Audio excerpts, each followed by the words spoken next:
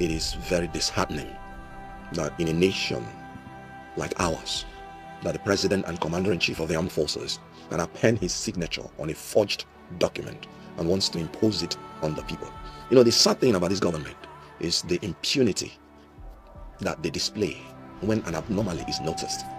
A president who has any sense of shame would have immediately pulled that tax. Immediately there was a notification to him that the tax is forged, because forgery is a criminal offense. In the harmonized copy, it was the legislature that was given the power of oversight. Of course, that's even a constitutional right. And reporting back mechanism. In the forged copy, in other words, in the gazetted copy, the power was taken away and now given to tax authorities. Power of coercion. So they can now arrest you. And not only arresting you, the power given to them in the harmonized copy is to investigate. The power now that was forged was they have now been given power to arrest. And not just to arrest. They've been given power to assess your tax, anything they want to say you are going to pay. And then they have the power now to go to your bank to seize your money in the bank. And they have the power to use your money to purportedly pay your tax without court order. In law, we call it garnishee proceeding. Without court, the tax authorities now have the power to prosecute and to be the judge.